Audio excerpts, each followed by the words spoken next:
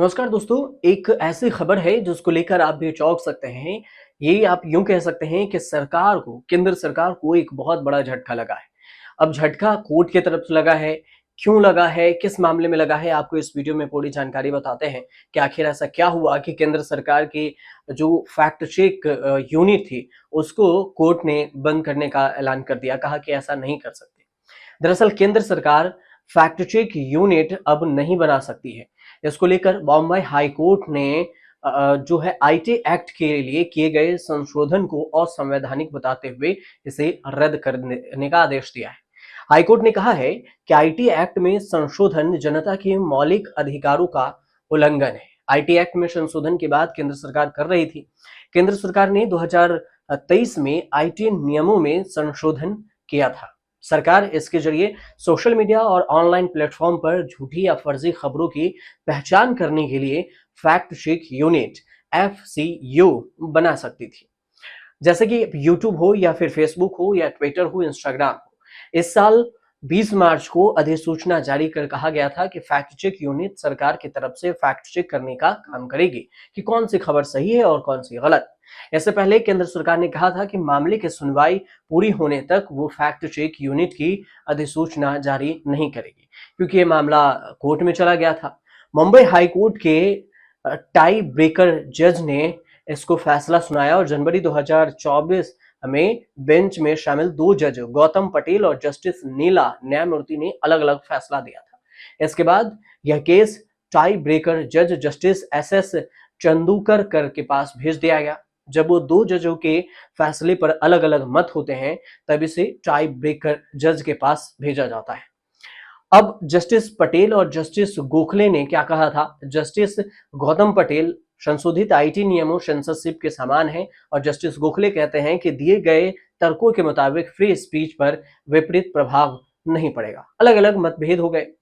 Comedian Kunal Kamra और editor guild ने ये याचिका लगाई थी आईटी नियमों में संशोधन के खिलाफ। कॉमेडियन कुणाल कामरा और editors guild of India, news broadcaster and digital association, association of Indian magazine ने सबसे पहले मुंबई हाई कोर्ट में ये याचिका दायर की थी।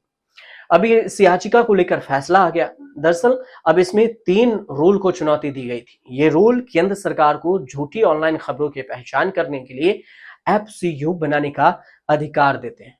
एडिटर गिल्ड ऑफ इंडिया ने यह भी कहा था कि फेक न्यूज तय करने की शक्तियां पूरी तरह से सरकार के हाथ में होना प्रेस की आजादी के विरुद्ध है।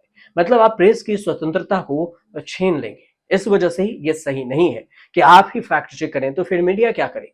याचिकाकर्ताओं ने यह तर्क किया कि यह संशोधन सूचना प्रौद्योगिकी अधिनियम 79 के अधिकार के क्षेत्र से बाहर है। इसके साथ ही संविधान के अनुच्छेद 14 समानता का अधिकार, अनुच्छेद 19A(G)(1) में कोई भी पेशा, सामने या कोई व्यवसाय, व्यापार या कारोबार करने की स्वतंत्रता का उल्लंघन होगा, जिसे मीडिया को अपने काम करने से रोकना होगा।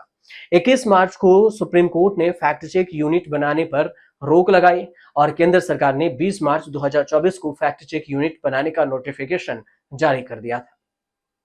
21 मार्च को इस नोटिफिकेशन पर सुप्रीम कोर्ट ने रोक लगा दी थी। ये रोक तब तक लगाई गई थी जब तक कि मुंबई हाई कोर्ट इस मामले में दायर याचिकाओं पर सुनवाई न कर ले।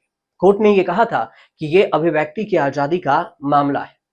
अब केंद्रीय सूचना प्रसारण मंत्री अश्वनी वैष्णव ने क्या कहा वो भी समझिए।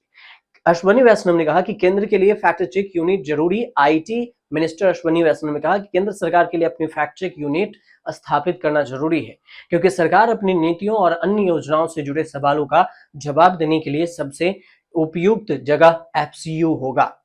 इससे गलत जानकारी नहीं जाएगी।